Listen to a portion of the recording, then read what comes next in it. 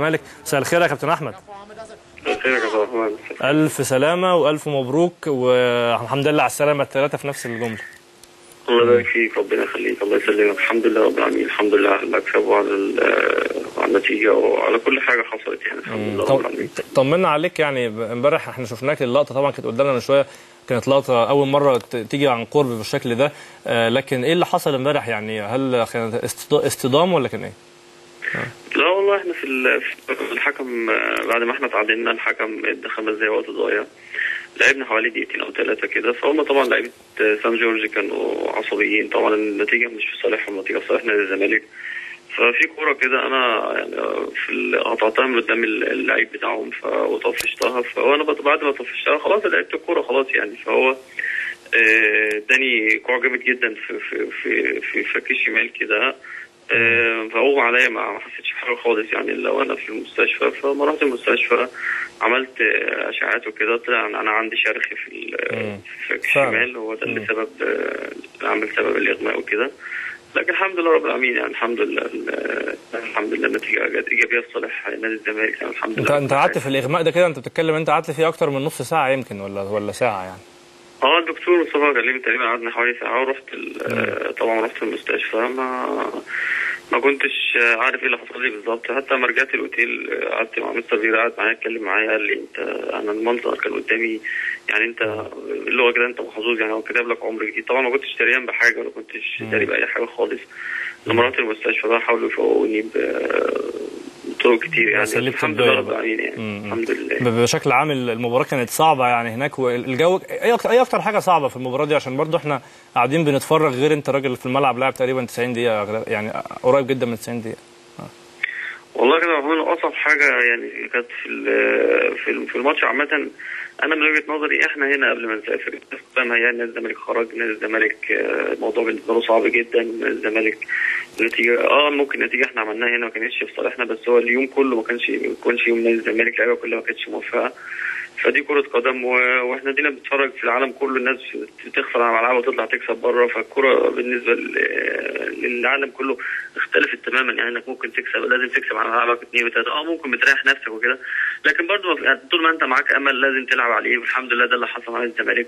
يعني المباراة انا شايف ان مباراة فيتا كلوب اصعب من المباراه دي. احنا كنا كلنا ثقه في بعضنا وفي اللعيبه وفي جهازنا وجمهورنا. انا بشكر بصفه خاصه الناس، جماهير نادي الزمالك بصفه خاصه، الناس اللي جت معانا، اللي تعبت وجت معانا اثيوبيا وعرضت نفسها للخطر عشان حبها نادي الزمالك.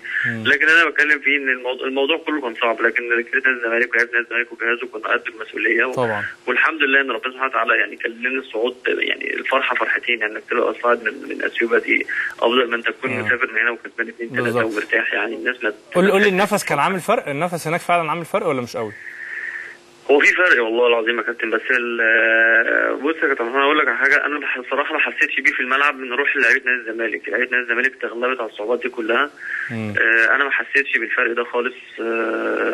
ممكن يكون التكتيك اللي مستر فيرا لعب بيه قبله كمان، قبل تكتيك ان احنا يوم واحد بس ما قعدناش فتره طويله ما حسيناش بالموضوع. ما هي الماتشات دي يا اما السفر قبلها بكتير يا اما بقليل، يعني هي واحده حاجه من الاثنين. بالظبط. فانا شايف ان احنا ما حسينا، يعني اصلا مش قوي بالموضوع ده. وكمان الهدف الحمد لله ربنا وفقنا بيه، جبناه بدري، هو اللي ادانا دفعه قويه وروح قويه ان احنا نكمل. اخيرا انت بتتمنى ان انت تبقوا مع النادي الاهلي في المجموعه، ولا شايفين ان لو كل فريق في مجموعه يبقى افضل للفرقتين؟ والله اتمنى ان احنا مش اتمنى ان انا اشوف الاهلي والزمالك في المربع الذهبي طبعا.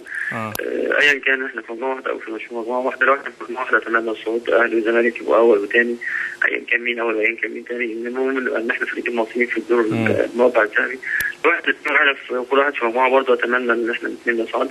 لكن انا على مستوى الشخصي اتمنى ان الزمالك يبقى في مجموعه والاهلي في مجموعه، بعيدا بقى عن العصبيات. احنا مش عاوزين اي حاجه ثانيه توتر الاجواء المصريه في الفتره اللي جايه دي، عاوزين الكره ترجع لوضعها الطبيعي. اتمنى التوفيق للزمالك واتمنى التوفيق للنادي الاهلي، وايا كان بقى واحنا في مجموعه واحده او كل واحد في مجموعه، اتمنى التوفيق ان شاء الله. هتجدد نادي الزمالك امتى، ولا لسه ما حسمتش اذا كنت هتجدد ولا لا؟ طبعا انا الموضوع بالنسبه لي منتهي تماما، مفيش اي مشكله عندي خالص. انا برضو الفتره اللي فاتت كانت مضايقني ان انا احمد اديت له 3 مليون واحمد اديت له 4 مليون.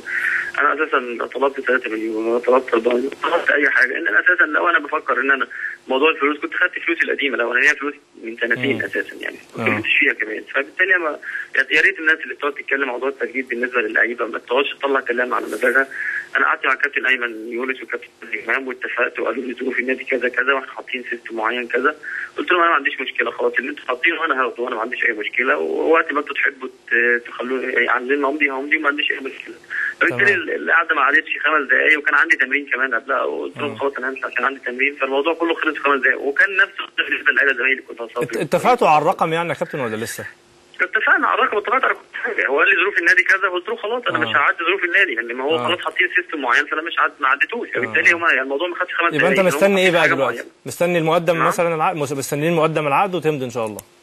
بالظبط، كل زي زمايلي انا، كلنا كده، مفيش حد فينا بيتماطل في حاجه ولا اللعيبه ولا بس ظروف نادي، واحنا الاثنين نستحمل مفيش اي مشاكل يعني. اشكرك يا كابتن احمد، شكرا جزيلا وكل التوفيق ان شاء الله لنادي الزمالك. بقى خلاص دلوقتي الحاجه الكويسه انه كل الانديه صعدت، يعني امبي صعد 3-1 على سوبر سبورت في جنوب افريقيا، الاسماعيلي صعد بشق الانفس، ودي